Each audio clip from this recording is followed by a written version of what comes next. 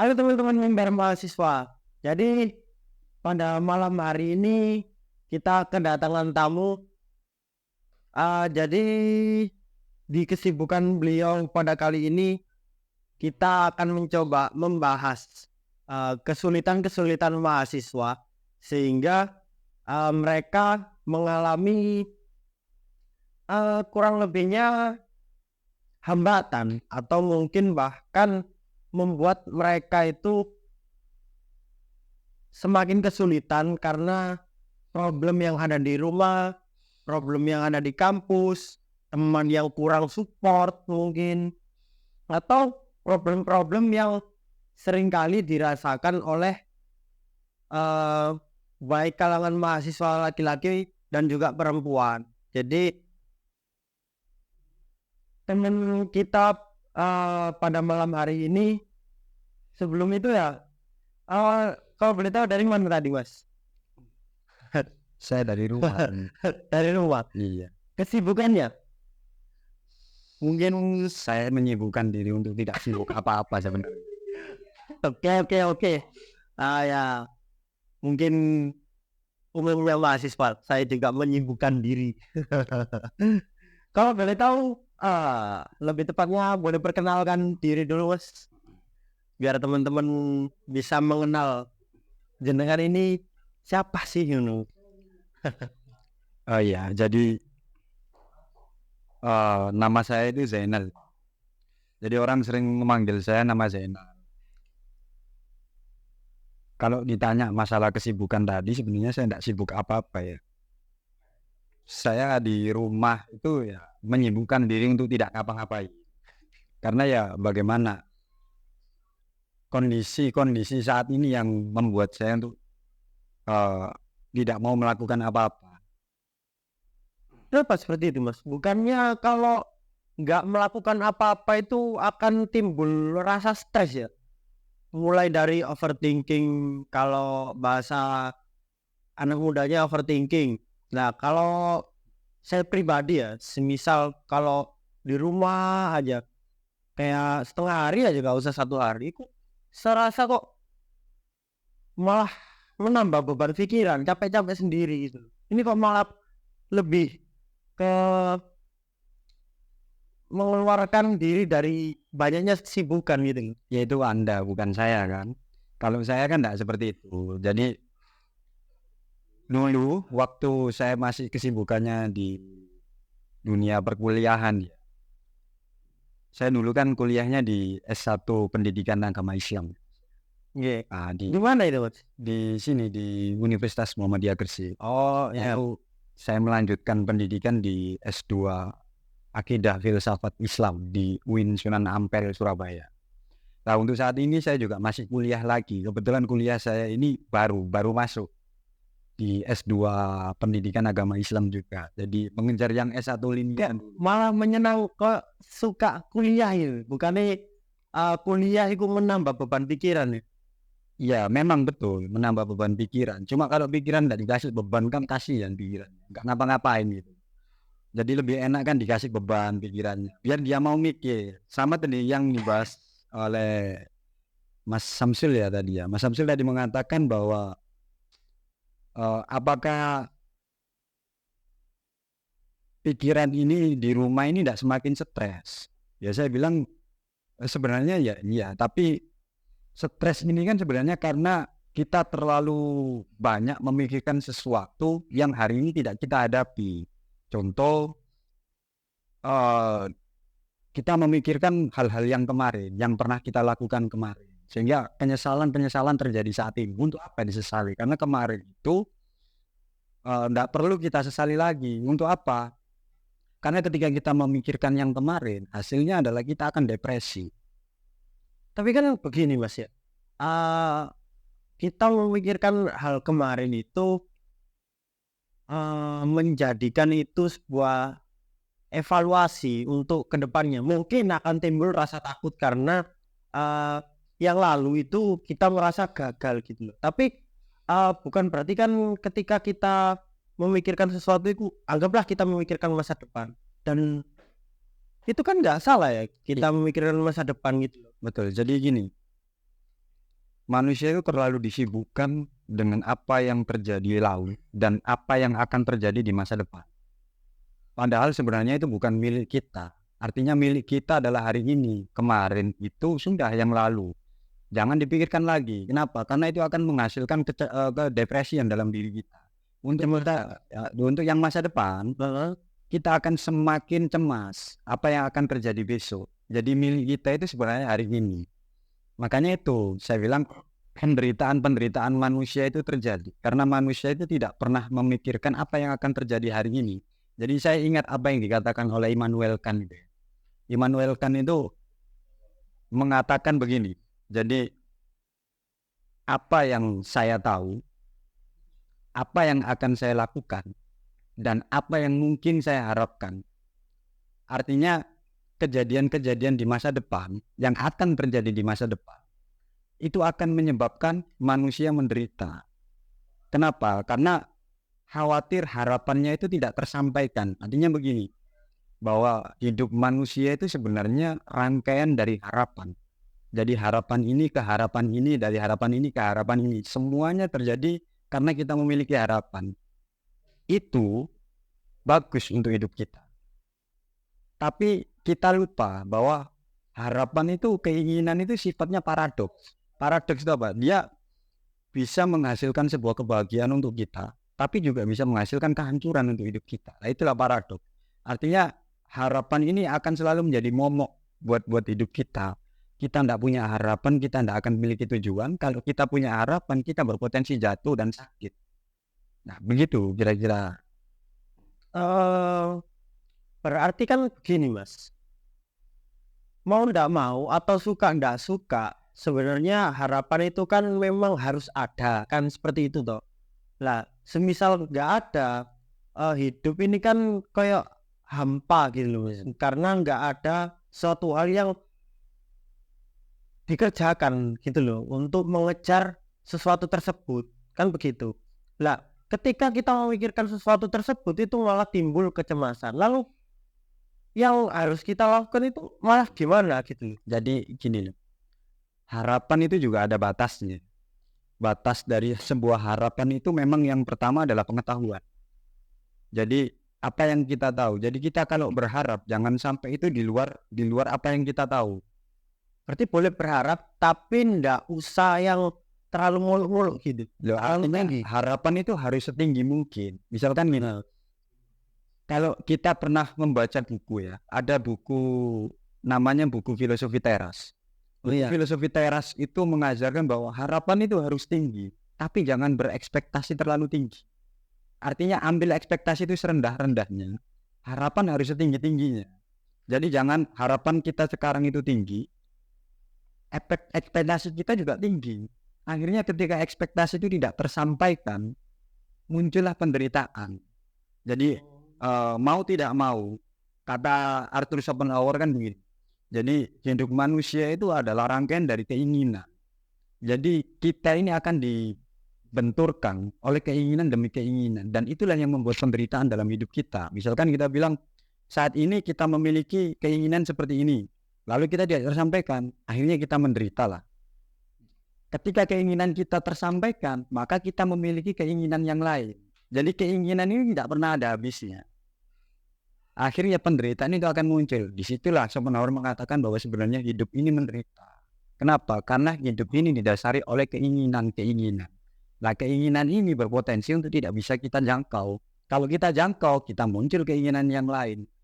Ketika tidak dijangkau, maka kita akan menangis, menderita, terluka. Ya memang seperti itu kehidupan itu. Makanya katanya Schopenhauer, kalau bisa kontrol keinginannya. Tapi ada muncul pertanyaan lain. Ketika kita sudah mengontrol keinginan kita, kontrol dari keinginan kita sendiri itu menderita kita. Karena kita harus membatasi diri kita dengan keinginan itu. Akhirnya kita semakin menderita dengan pembatasan itu. Jadi ada dilema di situ. Makanya manusia itu akan selalu dihadapkan pada dilema dikotomi itu. Dihadapkan pada suka dan tidak suka, pada hidup dan mati. Itu katanya Erich Fromm itu akan selalu seperti itu. Nah, solusinya gimana? Ya, solusinya adalah harapan itu yang pertama harus sesuai dengan pengetahuan kita. harapan itu jangan melampaui melampaui pemikiran kita. Kalau kita tidak mampu, misalkan kondisi kita seperti apa saat ini, lantas harapan kita itu terlalu tinggi. Misalnya besok lah nggak apa-apa kita mau jadi presiden, ya itu nggak apa-apa. Tapi untuk saat ini, kondisi saat ini, sesuaikanlah dengan kondisi ini.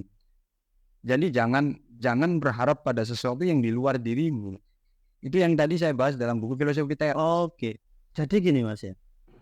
Ketika kita menginginkan sesuatu, maka akan timbul kita mencari sesuatu tersebut dengan cara mempelajarinya. Sedangkan kalau kita tidak menginginkan sesuatu, kita menjalani hidup itu sesuai jalannya lah. Anggaplah pengalaman sehari-hari. Nah, untuk mencapai titik yang kita inginkan harusnya kan kita memang mencari tahu yang kita tidak tahu, kan gitu toh. Ya, Sehingga mau tidak mau kita harus menderitakan diri kan gitu bahasanya. iya betul. Lalu dengan kita menderita, kita juga akhirnya akan belajar. Sehingga dari kita belajar, kita mendapatkan apa yang kita inginkan, meskipun pada nyatanya tidak semua hal kan bisa kita dapatkan kan gitu. Akhirnya kan yang dikatakan tadi timbul kekecewaan. Lah, kalau kita berpikiran kayak karena itu dianggap terlalu tinggi, maka janganlah janganlah kayak mengusahakan itu yang terlalu gitu loh. Akhirnya kan malah nggak dapet gitu loh Mas, kalau kita nggak usaha secara maksimal kan. Iya, maksud dari pembicaraan saya tadi adalah kita harus berharap setinggi mungkin. Ya. Bagus itu. Tapi kalau kita tidak menempa diri kita untuk mengejar harapan itu, maka kemungkinan ekspektasi kita itu akan gagal. Oh, pada intinya itu di menempanya ya. Iya, Jadi kita harus belajar itu bukan menyesuaikan, tapi dengan kita berharap harus kita itu belajar, bukan cuma mengandalkan keberuntungan gitu. iya, enggak bisa seperti itu. Iya, Jadi iya. kita harus berproses. Contoh aja gini. Saya ingat apa yang dikatakan oleh Aristoteles. Jadi Aristoteles itu mengatakan setiap yang dilakukan oleh manusia, perilaku yang dilakukan oleh manusia, apapun yang dikerjakan oleh manusia harus memiliki tujuan. Tujuan itu harus ada. Aristoteles mengatakan tujuannya itu ada dua. Yang pertama tujuan sementara atau tujuan yang selamanya. Tujuan sementara ini dibahasakan begini. Ketika kita kuliah, tujuan kita apa kuliah? Kita mengejar ijazah. Kita kejar tuh ijazah. Setelah kita dapat ijazahnya, kita bingung cari kerja. Setelah kita cari kerja, kejar apa lagi kita? Tujuan kita apa lagi setelah kita dapat kerja? Menikah. Setelah menikah apa? Punya anak. Setelah itu tujuan yang sementara, akan ada tujuan-tujuan lagi. Nah, tujuan-tujuan yang abadi, yang maksudnya selamanya ini adalah tujuan itu sendiri kebahagiaan. Maksudnya Aristoteles begitu. Nah, kebahagiaan ini yang harus kita benar-benar pahami, bahwasanya kalau Aristoteles mengatakan kebahagiaan kita itu sebenarnya karena kita melibatkan diri untuk hidup dengan orang banyak, artinya bersosialisasi. Pikiran kita bermanfaat untuk orang lain. Nah, kebahagiaan dari Aristoteles ini ada lagi muncul kebahagiaan yang lain.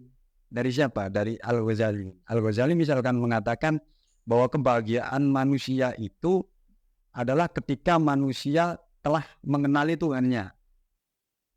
Lalu ada lagi apa yang disampaikan oleh para filosof-filosof yang lain, bahwa kebahagiaan itu sebenarnya adalah kita tahu diri dan tahu batas. Ada dua, tahu diri atau tahu batas. Nah, dari semua kebahagiaan yang kita kejar, sebenarnya kalau mau kita ambil kesimpulan dari semua pemikir para filosof itu, kita ndak usah jauh-jauh dari luar kehidupan kita. Maksudnya adalah bagaimana kita menempa kehidupan kita. Karena kebahagiaan itu tidak mungkin bisa kita raih ketika kita gantungkan atau kita cantolkan hidup kita pada orang lain. Kebahagiaan itu ada pada diri kita. Tadi saya bahas di Filosofi Teras tadi bahwa jangan berekspektasi terlalu tinggi. Kedua, bahwa jangan gantungkan kebahagiaanmu untuk orang lain, kepada orang lain. Dan yang ketiga, yang paling penting, apapun yang terjadi dalam hidupmu itu cocok buat kamu. Karena segala sesuatu yang tidak cocok dalam hidupmu, dia akan menjauh dengan sendirinya. Bukan mendekat, dia akan semakin menjauh. Karena dia cocok, maka dia akan mendekat pada dirimu. Itu adalah salah satu cara agar kita bisa menerima penderitaan itu. Istilahnya kalau dalam filsafat itu filsafat stoikisme. Jadi lebih bisa penerimaan, menerima diri kita tanpa membantah, begitu. Lalu yang gini, jangan menggantungkan kebahagiaan kita ke orang lain.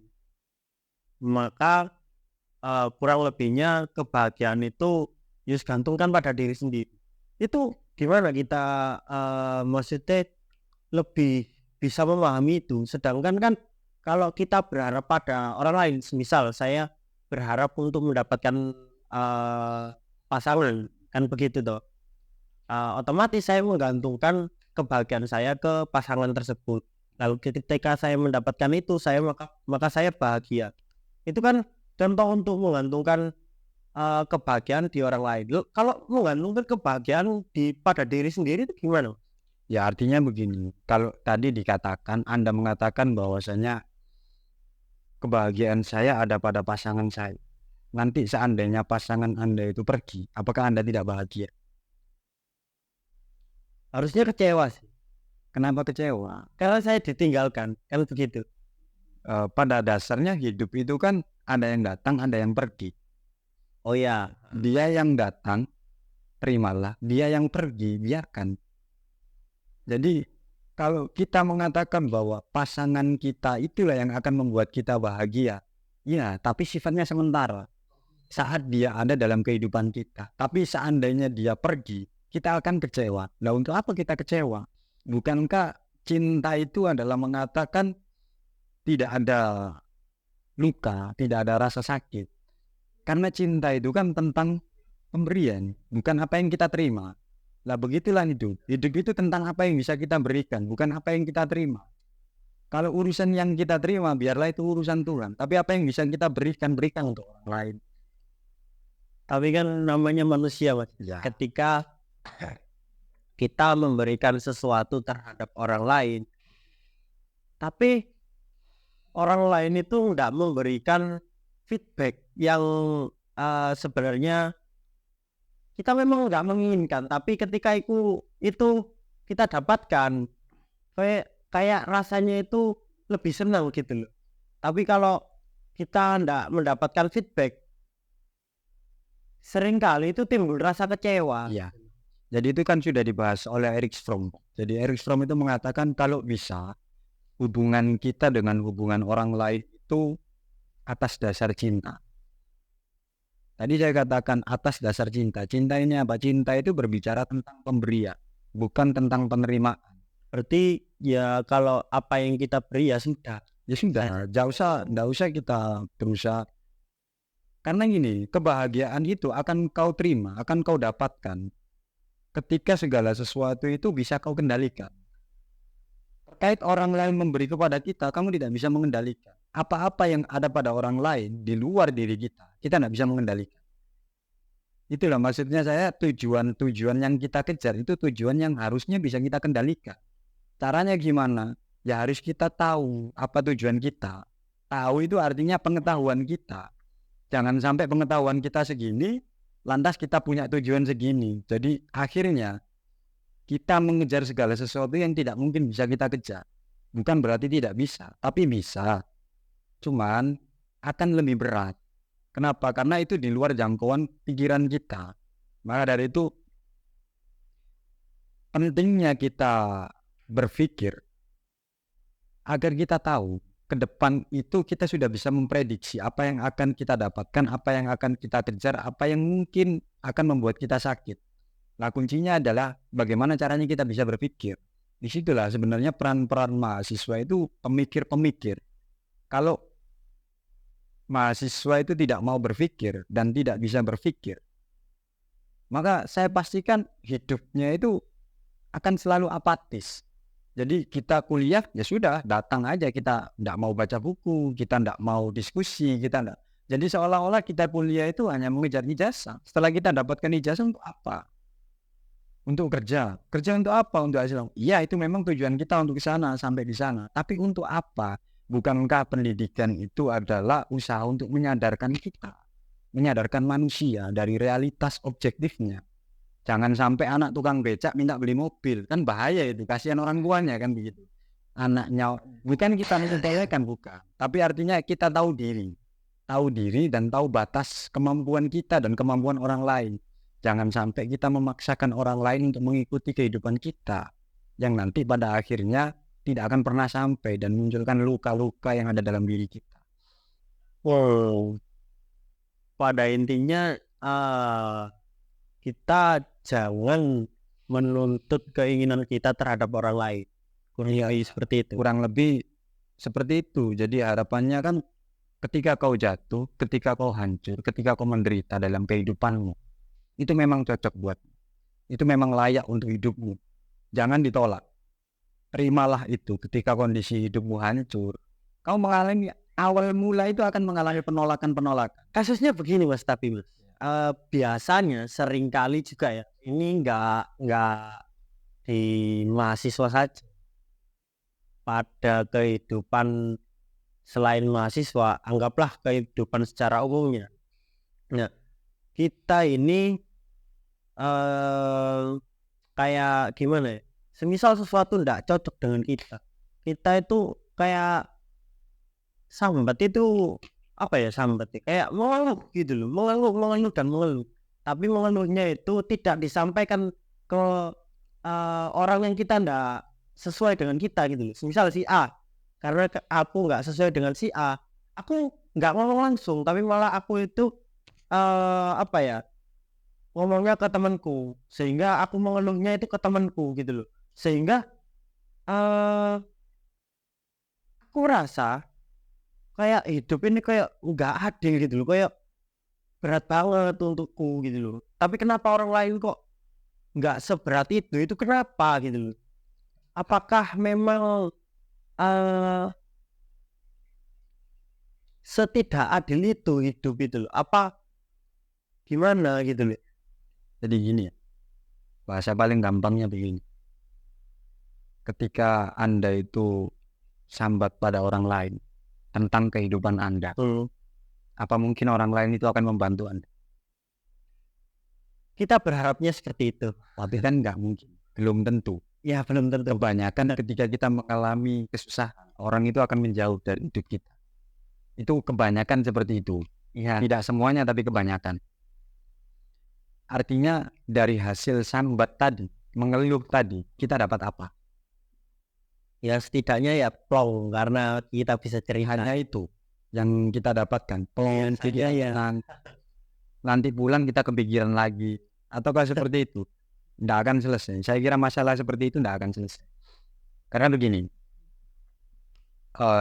saya pernah diceritain sama teman saya, gimana hidup saya ini hancur, hidup saya ini kok seperti ini, saya kok tidak berubah-berubah.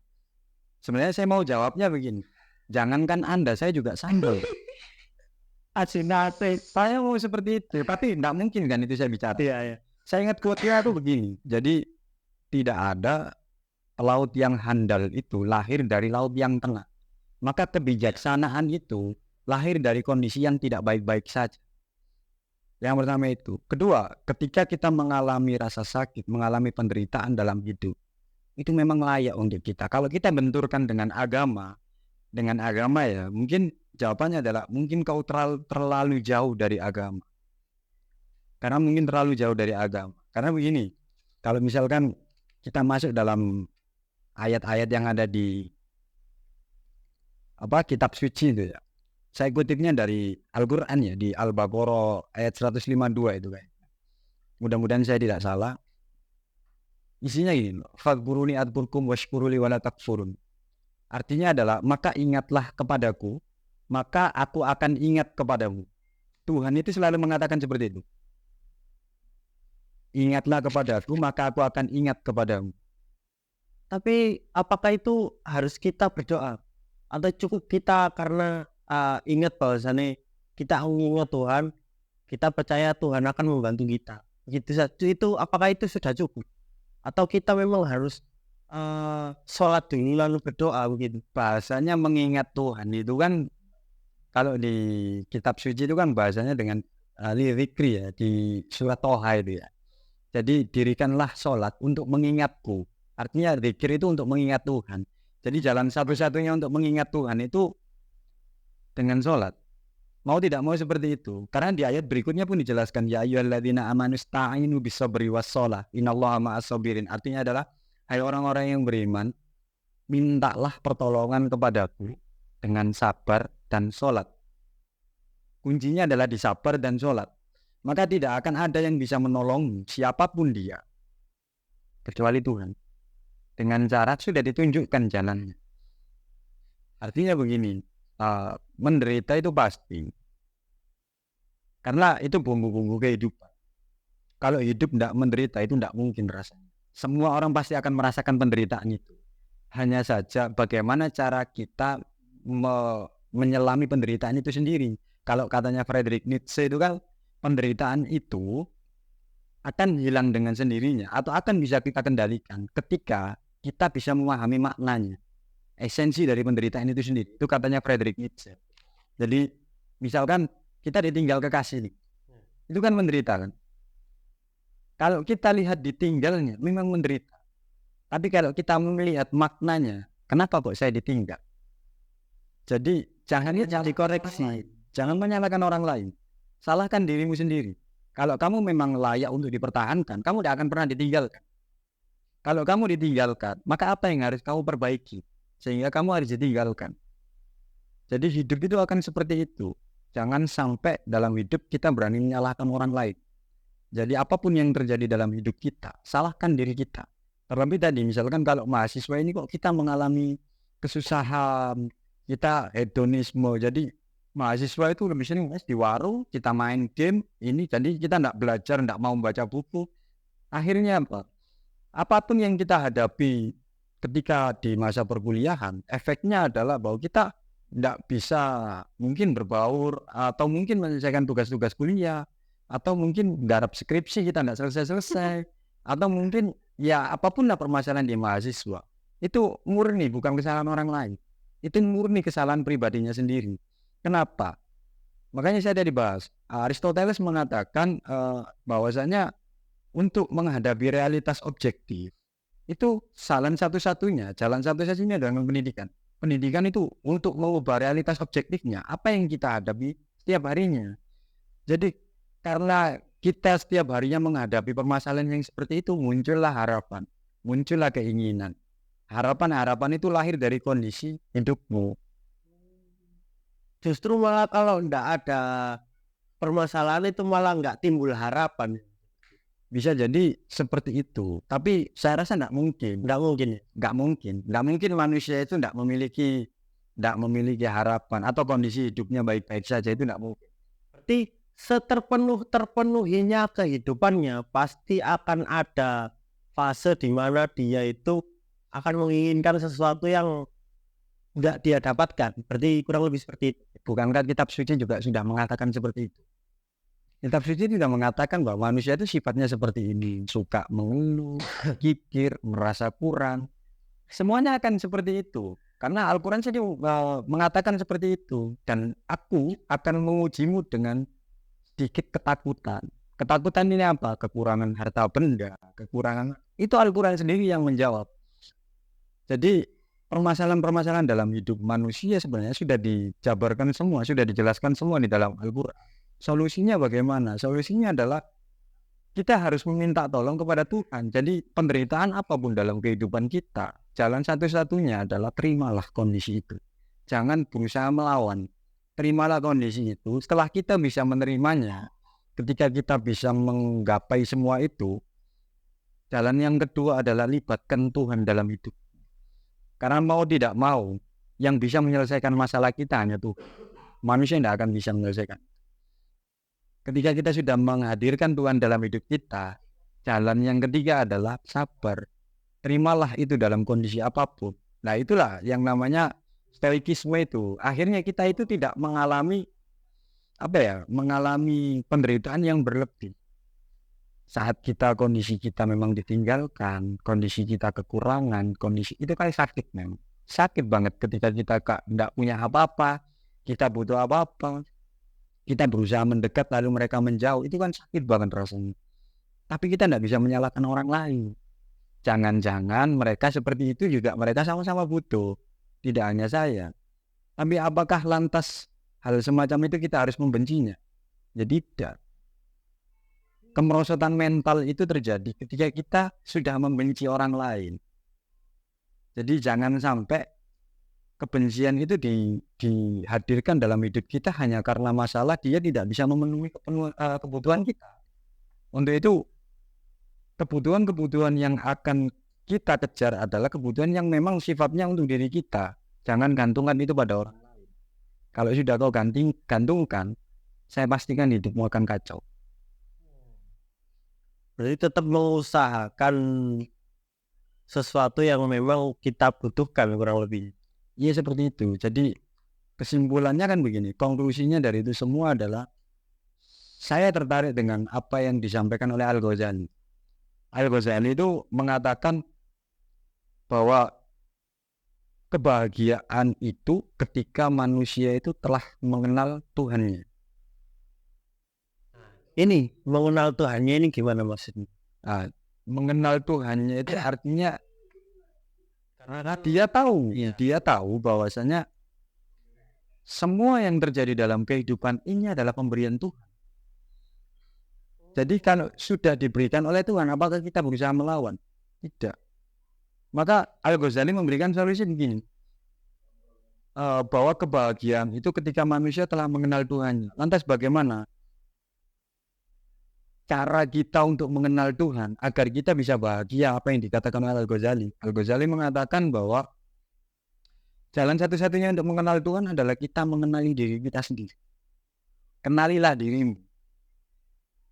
Jadi kalau kita tidak pernah mengenal diri kita, maka kita tidak akan bisa mengenal Tuhan. Kalau kita tidak bisa mengenal Tuhan, maka kita tidak akan bisa menerima apapun yang Tuhan lakukan. Karena di dunia ini seenaknya sendiri kan hanya Tuhan. Kita tidak bisa seenaknya sendiri. Kamu akan tak beri bahagia atau tak beri siksa itu terserah saya. Kata Tuhan kan begitu. Kalau kamu ingin bahagia, saya tidak mau memberikan dan terserah saya. Nah makanya tujuan dari mengenali diri adalah bagaimana caranya kita bisa mengenali Tuhan itu sendiri. Caranya kita bisa mengenali Tuhan sehingga apapun pemberian Tuhan kita bisa menerimanya. Penerimaan ini kalau dalam tadi buku Filosofi Teras itu yang terakhir itu dibahas di kesimpulan yang ketiga tadi. Yang ketiga adalah terimalah apapun itu karena semua itu takdir dari Tuhan, pemberian dari Tuhan. Itu menurut saya adalah langkah buat kita untuk menerima segala penderitaan itu sendiri. Jadi kita lebih bisa legowo menerima apapun yang terjadi dalam kehidupan kita. Mau tidak mau kita harus berproses. Mau tidak mau kita tidak bisa hanya duduk atau kita hanya tidur. Kita tidak bisa seperti itu. Karena hari esok itu dapat kita kejar tergantung hari ini. Kalau hari ini kamu tidak berusaha mengejar, jangan harap besok kamu bisa mengejarnya atau mendapatkannya. Saya rasa itu tidak akan mungkin. Maka itu mengenali diri itu sangat penting. Tadi kebahagiaan itu bisa diraih karena kita tahu diri dan tahu batas. Tahu diri artinya kita kenali diri kita. Jangan sampai pemahaman kita seperti ini, kita mengejar yang seperti ini, dan itu tidak mungkin. Oh, berarti mengenali diri ini mengetahui batasan yang memang sebenarnya itu sudah di luar daripada kemampuan kita. Iya, jadi kalau kita kuncinya itu kan kalau kita berusaha mengendalikan sesuatu yang di luar kendali kita, maka itu akan hancur kita. Kendalikanlah sesuatu yang bisa kita kendalikan. Yang tidak bisa kita kendalikan, tinggalkan. Karena itu akan menjadi beban untuk hidup kita. Itu bahasa gampangnya seperti itu. Makanya ada quotes menarik itu kan dari buku Filosofi Teras itu, alam itu tidak terburu-buru, tapi semuanya tercapai. Artinya apa? Segalanya itu tentang proses. Jangan berharap sesuatu yang instan, karena yang instan hanya mie. Itu pun pakai digodok, pakai direbus dulu. Jadi tidak ada sesuatu yang instan untuk hidup kita. Semuanya berproses. Proses inilah yang nanti akan membentuk kita. Kita akan menjadi apa itu tergantung proses yang kita jalan. Jadi saya rasa mengharapkan segala sesuatu yang instan itu tidak akan pernah tercapai. Maka itu dari tadi saya bilang, untuk bahagia kita harus kendalikan keinginan kita. Immanuel kan tadi mengatakan begitu, artinya apa yang aku ketahui. Maksudnya adalah keinginan itu sesuaikan dengan apa yang kau ketahui, pengetahuanmu. Kedua, apa yang akan ku kerjakan? Yang akan saya kerjakan ini apa? Untuk mengejar keinginan tadi. Jadi pengetahuan sudah ada. Jalan yang kedua adalah apa yang akan kau usahakan. Maksudnya adalah jalannya untuk menuju tujuan itu. Jalannya bagaimana? Jangan sampai kita memiliki tujuan tapi kita tidak tahu jalannya. Ini lebih bahaya. Iya sih. Karena hal tersebut akhirnya kita tidak akan tercapai, malah tersesat. Malah akan tersesat. Jadi tujuan sudah jelas, jalan sudah jelas, harapan ini juga akan jelas nanti. Jadi jangan berharap segala sesuatu itu akan mudah kita dapatkan ketika kita tidak mengetahuinya. Itu loh yang akan menjadi beban untuk hidup kita. Karena sedikit banyak ya permasalahan-permasalahan dalam anak-anak muda saat ini atau mahasiswa khususnya itu kan di percintaan. Yang paling banyak kan itu percintaan. Jadi Mungkin sama tugas-tugas perkuliahan kalau mahasiswa. ya, tapi kalau mahasiswa saat ini tidak goblok lah, tidak bodoh lah masalah itu. Kenapa saya bilang gitu? Karena tugas masih bisa beli lah. Masih bisa beli. Ada jasanya. Kita tidak usah memunafikkan itu. Mahasiswa saat ini lebih memilih mudahnya. Kita beli tugas itu. Tapi kalau untuk masalah percintaan ini, kalau sudah masuk di sini, maka semua tugas akan hancur berantakan. Kalau masalah tugas, teman masih ada, minta tolonglah. Itu masih bisa dikendalikan. Tapi kalau sudah menyangkut rasa, menyangkut hati, semuanya akan kacau. Disitulah yang bahaya. Bukan berarti kita tidak boleh masuk dalam dunia itu. Ya tidak apa-apa. Asalkan kita tahu batasnya dan kita tahu diri. Artinya kalau kita tidak bisa mengendalikan itu, ya sudah, tinggalkan aja. Ngapain kok kita repot? Wow. Menarik. Jadi dari panjangnya pembahasan kita, sebenarnya kita memang jangan terlalu berekspektasi ya, terhadap apa yang kita kerjakan. Maka cukup kita kerjakan, semisal itu tercapai ya kita syukuri, kalau tidak tercapai ya kita sabar ya. Jadi kuncinya hasil itu akan mengikuti prosesmu. Jadi tidak usah berekspektasi, lakukanlah. Hasilnya itu akan menyesuaikan prosesmu. Itu tidak mungkin prosesmu begitu sulit lalu hasilnya biasa-biasa saja, itu tidak mungkin. Saya kira Tuhan pun tidak sekejam itu. Tapi kan gini Mas, Tuhan memang tidak sekejam itu, tapi pada waktu ini kadangkala proses itu masih kalah dengan yang namanya orang dalam. Lalu akhirnya kita mengatakan hasil tidak mengkhianati proses, memang iya, tapi kadang proses itu mengkhianati hasil. Dalam artian kita sudah berusaha, tapi hasil yang kita inginkan itu masih kalah dengan yang namanya orang dalam. Ya lagi-lagi pembahasan itu akan terbantahkan juga. Terbantahkannya begini. Sudah tahu ada orang dalam, kenapa kok kamu masuk? Kesalahannya kan ada pada diri kita sendiri. Kalau kita ingin mengenali, kita bisa masuk karena ada orang dalam. Kenapa kamu tidak bisa mencari orang dalam itu?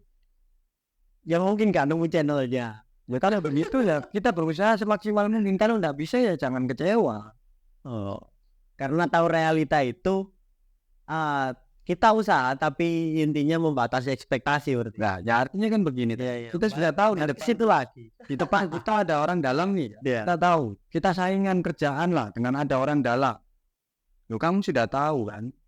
kamu bisa menyimpulkan bahwa di sana ada orang dalam, bisa disimpulkan itu kan.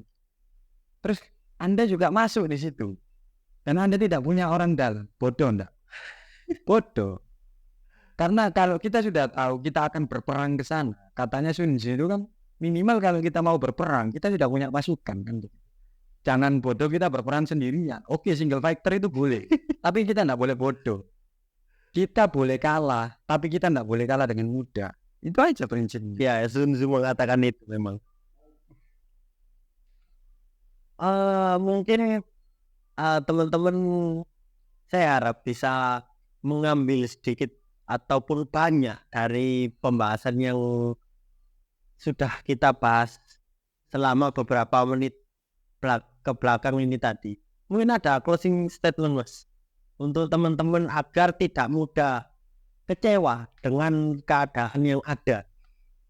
Jadi apa yang mau dibuat closing statement? Jadi intinya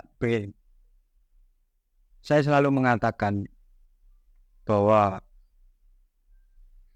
tidak ada segala sesuatu itu yang bisa diraih dengan instan. Semua akan melalui proses. Kamu akan ditempa, akan dihancurkan, akan diinjak, akan terbuang. Itu akan pasti. Tapi semua itu bukan berarti kamu harus hancur. Anda harus terinjak, Anda harus merasa tersingkirkan. Tidak. Jadi dengan kondisi-kondisi semacam itu, minimal Anda harus tahu bahwa kehidupan ini memang keras. Maka kita bisa merubahnya dengan cara apa? Saya ikutin lah perkataan Lao Tzu itu begini.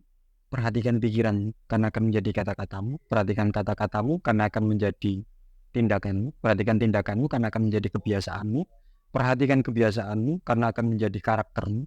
Perhatikan karaktermu karena akan menjadi takdirmu. Seterinjak apapun kita, takdir kita bisa dirubah. Bisa. Caranya bagaimana? Rubahlah pikiran itu.